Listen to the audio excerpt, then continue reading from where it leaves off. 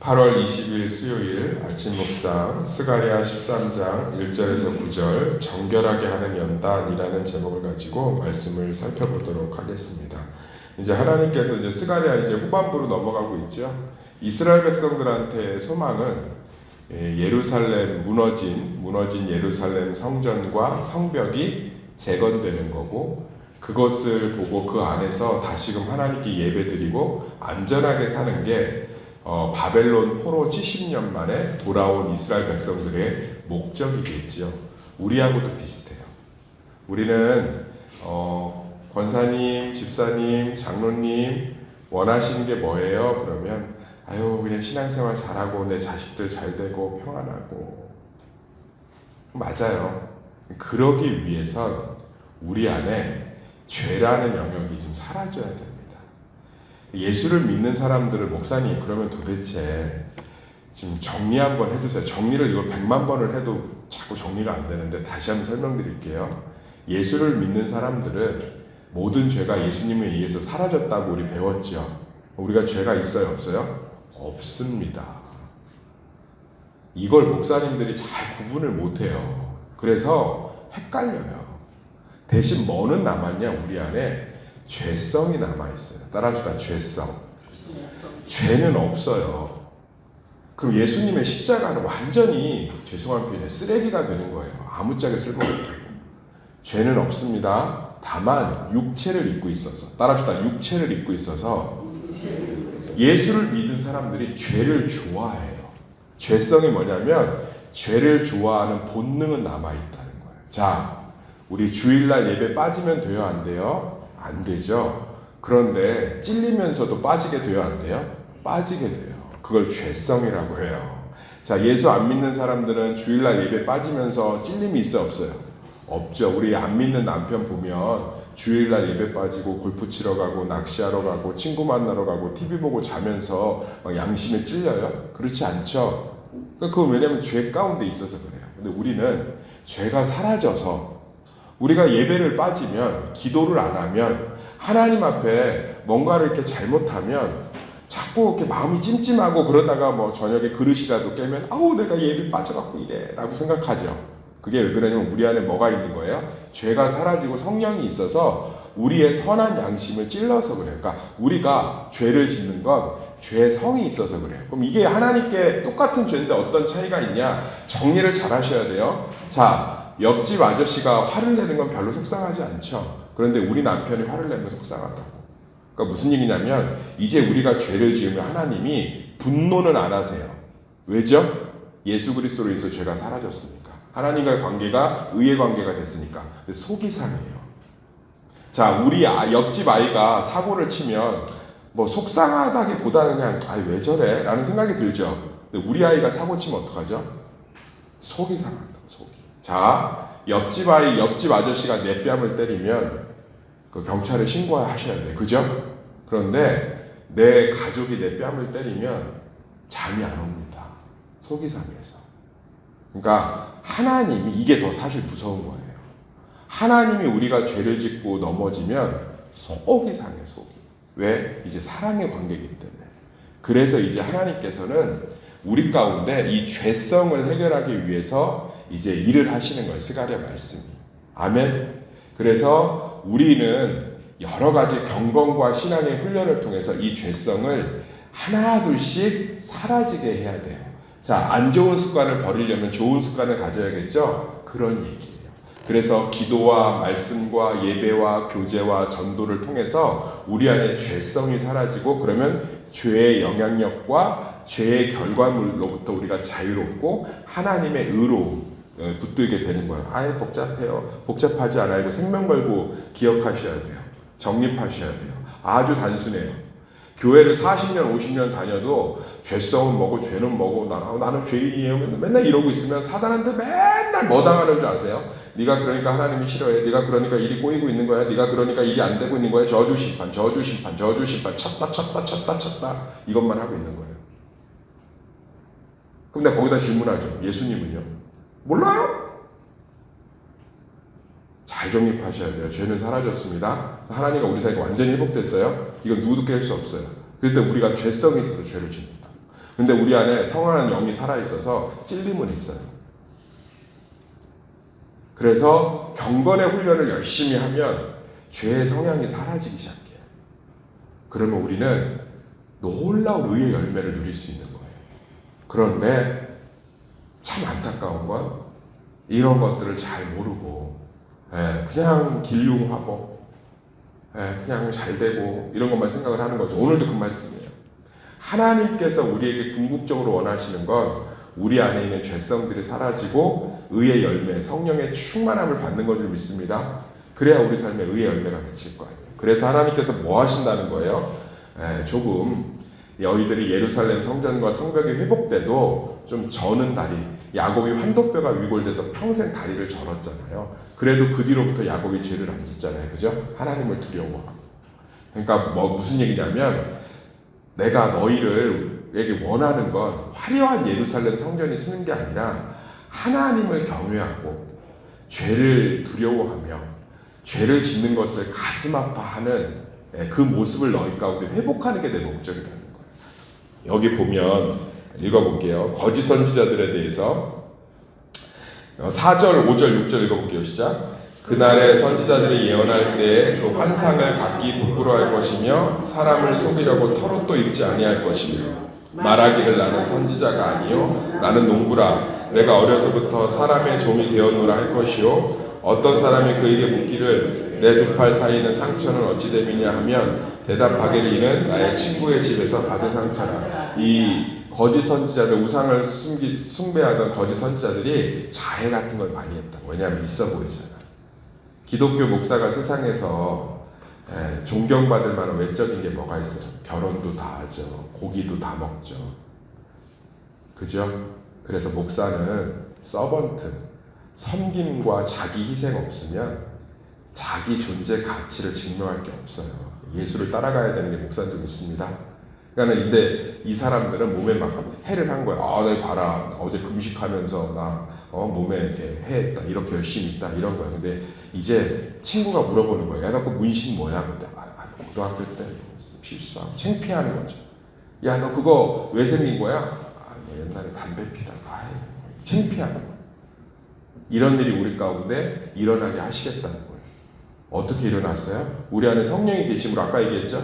우리의 양심을 자꾸 찌른다. 희한해요. 성도는 내버려 둬도 저보다 성령님이 더 알아서 회복하시는 것 같아. 갑자기 뭐 하다가 그럼 또 예배 안 나와. 그래갖고 연락해도 안 받아. 한 10번 하면 한 번 받아갖고 이러고 있어. 가슴 아파 기도하고 있으면 또 한 2주 뒤에 또 보여. 아이고 회복되셨어요? 그러면 내가 이러면 안 되는데. 나 너무너무 감사해요. 우리 성령님이. 할렐루야. 부끄러워지게 하시는 거야. 부끄러워지게. 우리 안에 그 성령님이 계신 줄 믿습니다. 그래서 성도는 저는 지금 열심히 하는 성도와 나중 열심히 하는 성도가 있다고 생각해요. 지금 동행하는 성도와 끌려오는 성도가 있다고 생각합니다. 우리 새벽 성도들은 지혜롭게 하나님과 동행하시길 소망합니다. 어차피 성령님을 못 이겨요. 왜? 불편하게 하시거든요. 여기 써 있잖아요. 창피하고 불편해하고. 거짓 선지자한테 너 옛날에 목사 아니었어? 아니야 나 농부야. 너 팔에 그 자국 우상 숭배할 때 막 불태운 거 아니야? 아니야 이거 친구하고 놀다가 저기 된 거야. 부끄러워한다. 저도 마찬가지예요. 막 겉으로는 진정성 없이 뭘 이렇게 준비할 때가 있을 수 있죠. 대충. 그리고 나서 막 제자리에 앉아있으면 막 부끄러워요. 내가 기도로 준비해야 되는데. 내가 더 하나님께 이런 부분들을 매달렸을 텐데 막 부끄러워. 그걸 누가 주시는 거예요? 성령. 그러니까 우리 안에 성령이 계시다고요. 할렐루야. 예수님이 믿어지게 하시고 자꾸 죄가 부끄럽게 하시고 내가 연약한 모습을 창피하게 하시고 그런 것들이 우리 안에 계시는 성령의 놀라운 역사예요. 그래서 저는 그래서 예수를 온전히 믿는 자들이고 잘 믿는다는 게 아니에요. 윤리 도덕적으로 깨끗하고 열심히 있고 새벽 예배 안 빠지고 이 얘기 아니에요. 예수님을 나의 구주, 나의 하나님으로 믿는 우리 성도들은 사람마다 신앙이 회복되는 색채가 있고 과정이 있고 모습이 달라서 그렇지 지문이 다르듯이 다 기질대로 하나님 역사하신 줄 믿습니다. 베드로처럼 품으시면서 가는 사람도 있고, 바울처럼 한 방에 깨시는 사람도 있고, 요한처럼 막판에 뒤집으시는 사람도 있고, 할렐루야. 그건 하나님의 계획이에요. 네. 그렇지만 우리 안에 성령께서 부끄럽게 하시는 거예요. 부끄럽게. 오늘 갑자기 막 왔어. 뭐든 열심히 해서 왜 이렇게 열심히 해야 돼? 오늘 갑자기 뭘 하는데 갑자기 내가 이렇게 살면 안 되겠다는 생각이 들더래요. 성령이 하시는 거예요. 성령. 그래서 우리는 누군가를 신앙적으로 판단하고 정죄하면 안 되는 거예요. 성령께서 하시기 때문에. 쟤는 막 중직교회 예배를 나왔다 안 나왔다 해. 권면은 해야죠. 사랑의 마음으로. 그러시면 안 돼요. 예배 드리셔야 됩니다. 그런데 성령께서 가만히 있지 않아요. 부끄럽게 하고 힘들게 하고 어렵게 하고 이제 그렇게 부끄럽게 하다가도 하는데도 정신을 못 차리면 이제 하나님이 7절부터 어떻게 하겠대요? 3분의 1은 다 뭐 하겠대요? 불에 던져버리겠대요. 3분의 1은. 이게 무슨 말이겠어요? 이제는 진짜 하나님 무섭게끔 경험하게 하시겠다는 거예요. 왜요? 정신을 한 번은 차려야 되니까. 제가 가끔 농담을 할 때가 있습니다. 뭐 이렇게 좀 저 자신에 대해서 좀 이렇게 잘난 체를 할 때가 있어요. 농담으로. 나 정도면 좀 뭐 괜찮지 않아. 뭐 이런 식으로. 그러면 제 뒤에서 식은땀이 쫙 흘러요. 매번. 그러면 혼자 흐뭇해요. 야, 내가 하나님께 얻어맞기는 많이 얻어져 맞았나 보다. 내가 뭐 이렇게 하다가 오늘은 좀 이렇게 신방이 좀 참 부드럽게 잘 된 것 같아. 준비를 잘했어 내가. 그럴 때가 있을까 없을까요? 있죠. 그러면 여기에 지금도 말하는데 식은땀이 싹 흘러요. 진짜 많이 얻어맞아갖고 숨도 못 쉬게. 그러니까 식은땀이 긴장이 돼갖고 너무 흐뭇한 거예요. 하나님이 나를 제대로 때렸구나. 진짜 내가 하나님밖에 없지. 그러니까 이렇게 되는 거예요. 사도 바울도 어때요? 다메섹에서 제대로 얻어맞았잖아요. 제대로 얻어맞고 나니까 어떠한 일이 있어도 예수님한테만 매달려 있잖아요. 사랑하는 성도님들, 우리 가운데 성령이 선한 양심을 부끄럽게 할 때 그때가 1차 기회인 줄 믿습니다. 성령이 부끄럽게 해요. 내가 이러면 안 되는데. 내가 목사님한테 이러면 안 되는데. 내가 교회에 이러면 안 되는데. 내가 하나님께 이러면 안 되는데. 내가 성도한테 이러면 안 되는데. 내가 지금 이렇게 있으면 안 되는데. 막 부끄러움이 있어요. 저도 마찬가지예요. 내가 이러면 안 되는데. 그럼 막 즉시 순종합니다. 즉시. 그럼 하나님이 주시는 놀라운 위로와 은혜와 회복이 있어요. 근데 그 부끄러움을 뭐 그럴 수도 있지. 자존심을 눌러버리고 됐어. 밀어버리고 사람이 실수할 수도 있는 거 아니야? 막 이러고서는 회피해버리고 변명하고 이런 뭐예요? 그럼 이제 그 다음에 이제 하나님이 뭐 하겠다는 거야? 여호와가 말하노니 온 땅에서 3분의 2는 멸망하고 3분의 2 이제 뺨 맞는 거예요. 그런 게 계속 반복되면 이제 의의 사람이 점점 되어가는 거죠. 의의 사람이. 그러니까 지금 하나님이 하는 말 알겠죠? 나는 너희들 예루살렘 성전 아름답게 짓고 이런 거 관심 없어. 근데 진짜 그래요. 예루살렘 성전은 헤롯 왕 때 와서 아름답고 거대해졌어요. 되게 초라했어요. 딱 예배만 드릴 수 있게 깔끔하게. 하나님 원하는 건 뭐예요? 너희들이 죄를 부끄러워하고 나를 경외하는 거야. 그래서 저는 우리가 때로는 하나님께서 혼돈 내실 때가 있고, 그건 죄의 심판은 아니에요. 애정관계 안에서 하나님의 매를 드시는 거죠. 그러기도 하고 이렇게 하는데 다 한 번에 하시는 게 아니라 부끄럽게도 하시고 찔림도 주시고 불편함도 주시고. 근데 하도 우리가 강팍해서 이제 안 들면 삶의 근원을 흔드세요. 정신을 차리는 게 맞으니까. 정신을 차리는 게. 목사님 그럼 심판하고 매는 무슨 차이예요? 똑같이 구별을 안 해줬으니까 성경의 심판만 찾아서 읽어보세요. 그게 정신을 차리라고 하는 건지 쓸어버리시는 건지. 내가 감기가 안 나오니까 누가 그러더라. 회개해보래. 하나님이 남은 죄가 있어서 심판해서 감기를 안 낫게 하시는지. 내가 뭐라고 했을까요? 눈 똑바로 보고. 감기로 치실 거면 24시간 365일 죄짓겠습니다. 심판의 시읒자로 구분을 못하는 거예요. 심판은 죽여버리는 거예요. 잘라내는 거예요. 태워버리는 거예요. 없애버리는 거예요. 왜? 희망이 없으니까.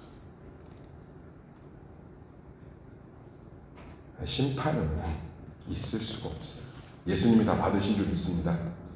십자가의 그 참혹함, 땀방울이 핏방울이 변할 정도로 예수님이 이걸 옮겨달라고 하는 게 그분의 그 심판이고, 심판은 함부로 거론할 단어가 아니죠. 성경의 심판은 홍수 심판, 쓸어버리죠. 갓난아기까지 다 죽여버리잖아요. 바벨론 심판, 임신한 여자는 배 갈라버리고 남자는 아킬레스건 끌어버리고 하나부터 열까지 싸그리 다 진멸해버리잖아요. 하나님의 심판은 정말 그냥 그건 숨도 못 쉬는 거고, 숨도 못 쉬는 거고. 왜? 완전히 제거해버리는 거고. 매는 정신 차리게 하는 게 목적이잖아요. 그죠? 맞을만해요. 맞을만하다. 그러니까 하나님이 내 근간, 내가 붙들고 있는 하나님이 아닌 것들 건드시는구나. 속상한 일이 반복돼. 그렇구나. 그 정도 선에서. 그래서 하나님이 점점 좋게 두려워지는 거죠. 좋게. 사랑하는 성도님들, 우리 안에 성령님이 여기 말한 것처럼 부끄러워. 자기가 막 거짓 예언하고 막 이랬던 거 부끄러움 주실 때 우리 빨리빨리 돌아옵시다. 그러지 않고 또 하나님이 매를 드셔도 기쁨으로 맞읍시다. 히브리서처럼 너 매 맞았어도 고개를 들어라. 저는 다리를 곧게 펴라. 당당해라. 사랑하니까 때렸는데 아니 자식 때렸는데 막 방에 가서 막 이러고 있고 계속 너 맞았다고 찔찔대고 있고 막 엄마가 방문만 열면 막 이러고 있고 하면은 미치겠지 않? 참 오히려 한 대 맞았으면 이제 정신 차리고 공부하고 이러면 오히려 더 격려해주고, 오히려 더 품어주고 그러지 않겠어요? 한 대 식탁에서 하도 쩝쩝쩝 밥도 안 먹고 그래서 핸드폰만 보고 있어서 한마디 했더니 막 갑자기 숟가락 던지고 들어가서 난 죽을 거야, 난 안 돼, 나는 사랑받지 못해, 나는 끝났어, 집 나갈 거야, 이러고 있으면 속 더 뒤집어집니다. 나 밥 먹어야지, 핸드폰 보고 있어. 그러면 어머 죄송해요. 밥 먹으면 그게 이쁜 거죠. 똑같아요. 하나님이 이제 심판 안 하신다고. 아멘. 그러면 때리시면 내가 요거 놓치고 있었구나. 내가 요거 붙들질 못했네. 내가 요거 의지하고 있었구나. 깨달았으면 그대로 끝. 다윗처럼 식사하세요. 깔끔하게. 그러고서는 다시 주님 앞에 나아가서 난 그것도요. 설교가 좀 길어지는데 딱 요것만 가질게요. 너무 외적으로 몸부림치며 회개하는 것도 교만이에요. 왜죠? 자기가 죄값을 치러야 속이 편하는 건 예수님의 십자가를 믿지 못하는 거예요.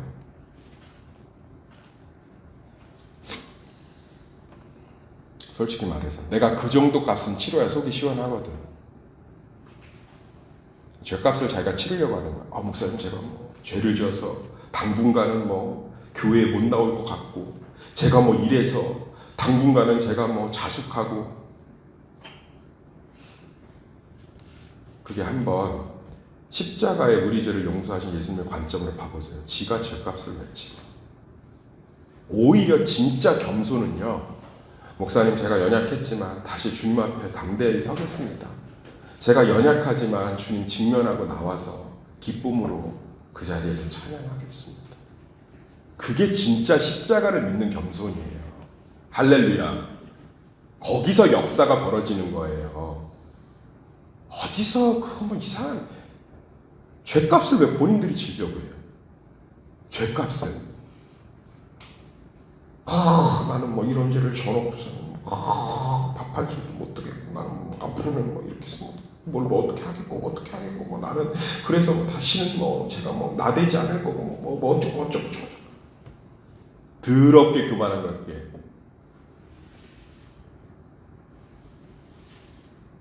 죄를 짓고도 주님 앞에 얼굴을 씻고 곧은 다리를 펴고 고개를 드는 게 얼마나 힘든 건지 알아요? 사람이 자기 죄값은 치르고 싶은 욕심이 있는데 그걸 십자가에 던져놓는 게 얼마나 겸손하고 얼마나 힘든 건지 해보세요. 그게 진짜 경건이에요. 할렐루야. 훨씬 어려워요. 몇 배는 어려워요.